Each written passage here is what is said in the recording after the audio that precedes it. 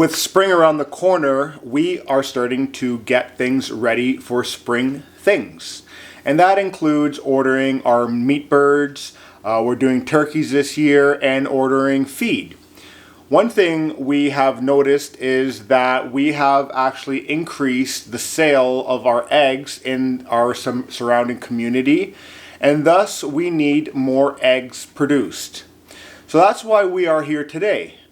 We were looking online for some suppliers for little day-old chicks, but it seems like they're getting a little scarce out there, and we don't want to go with all these larger suppliers. So we took things into our own hands this year and decided to give raising our own chicks and hatching our own eggs a go. And that's what we have in here today. Maybe you want to take over on this one? Yeah. So this is the first time hatching eggs. We've never done this before. I in particular have never had anything to do with hatching my own eggs. So you can see, I'm gonna grab one here. Go for it. So you can see, and I'm just gonna be very careful as to the way I turn this, that we have X's on one side, and then there's nothing on the other side. So there's a particular reason for that, and we'll get into that in just a second. But so we're hatching our own eggs this year. You will notice, they're all in a tray. There's some towels around it, and the reason for that is when you're hatching eggs, especially if you're not doing it with a hen outside or with a hen that's naturally there to hatch it for you. You want to make sure that you are controlling the temperature as much as possible, because you have to make sure that it's at certain levels in order for that to hatch and stay warm enough. So the ideal temperature, from what we've found, has been anywhere from 35 degrees Celsius to 37.5 degrees. So we have a thermometer that's right in here that tells us the temperature of everything. To make sure that we have things up and rolling, to make sure that the eggs are good to go. We have a heating pad that's underneath the towel here, and you might say, well, why do you have a towel separating? And then we've got a towel in the actual carbon steel holder as well, and then there's a towel over top. So those of you who can kind of understand the basics of science will know that heat does rise. So we want to make sure that we control the heat as much as possible. When it provides a barrier, the towel will provide a barrier. You've got a barrier here, and then we have a removable one that we can obviously take in or out as we need to. Mm-hmm. Yeah. The reason we have these barriers here is, and the heating pad that we're using is just one that it's a 20-watt heating pad that you can buy anywhere online, or any horticulture store where you do like seedlings and stuff like that. And that's what it's meant for, is to germinate seeds when you're doing your gardening.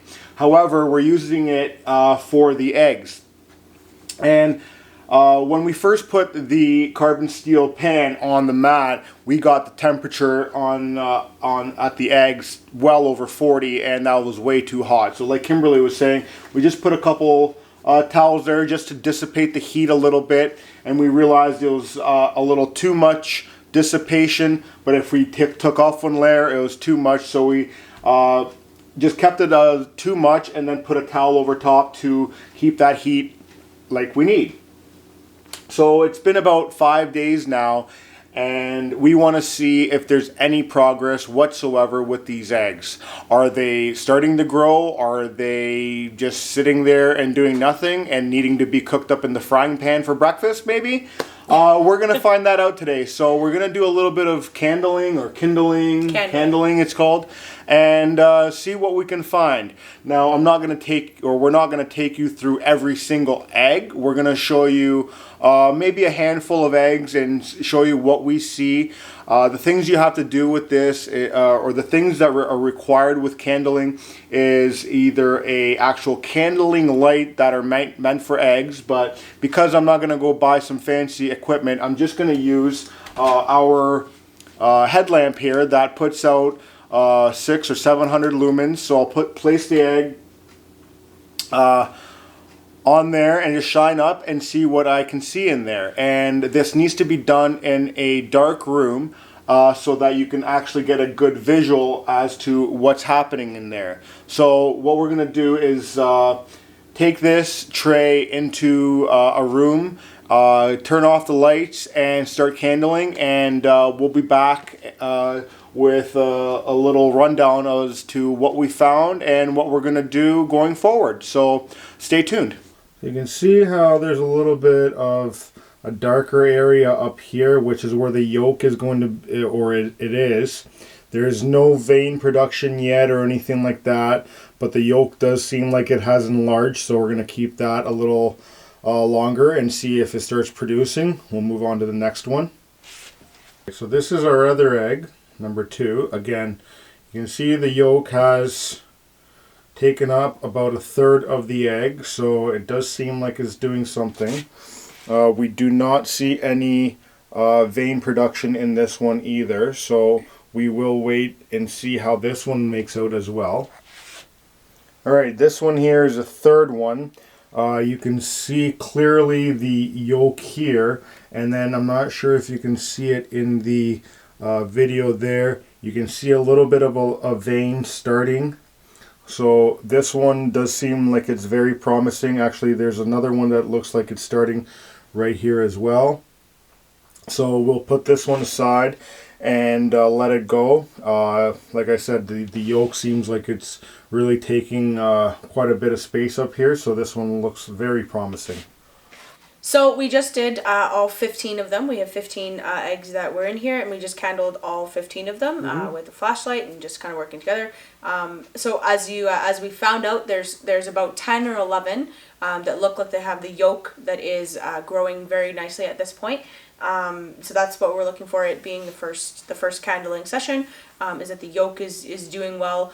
There's about 4 or 5 that don't look like they've got much going on, so we're just going to wait and see how they develop. We may end up removing them later. And 2 out of the 10? Yes, and then 2 out of the 10 look like they have veins starting, which for day 5 is pretty early. But that's a good sign. So yeah, it's not significant veins. I showed you in the one that we saw there. You can see a little bit of vein development.